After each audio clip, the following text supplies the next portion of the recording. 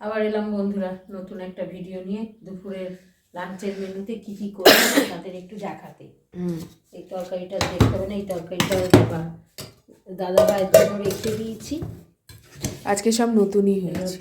আমুদি মাছের, আবার আমুদি মাছ আজকে নিয়ে এসে, বড় বড় আমুদি মাছ দেখুন বন্ধুরা। ও বাবা, এই জন্য এনে আজকে আবার ঝাল করেছি। ওটা দাদা ভাই ভালোবাসে। আর এদিকে হচ্ছে লাউয়ের খোসা দিয়ে চিংড়ি মাছ দিয়ে বাটা করেছি। আর মাছের ঝোল করেছি, ফুলকপি, আলু, কড়াইশুঁটি, টমেটো, ধনেপাতা সব দিয়ে। আজকে দুপুরের মেনুতেই। আর এতে দাদা ভাইয়ের ভাত আছে, এখনো আসেনি।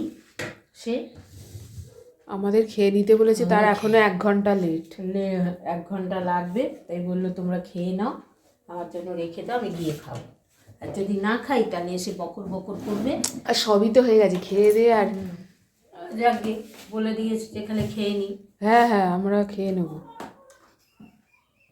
কি আমার মেয়ের খিদে পেয়ে গেছে।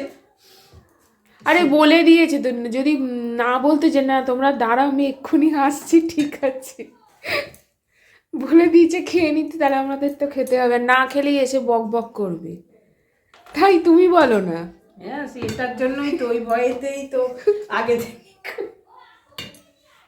তোমার খালি হাসি পাচ্ছে কেন? খিদে পেয়েছে বলে পাগলের মতো করছে।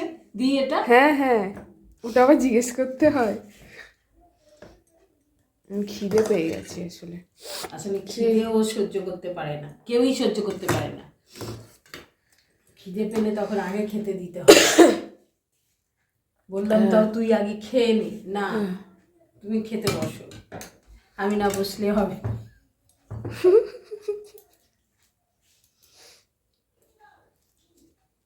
চিংড়ি মাছ দিয়ে করেছি তো, তুমি তাড়াতাড়ি করে একটু খেয়ে বলো কেমন হয়েছে ওটা।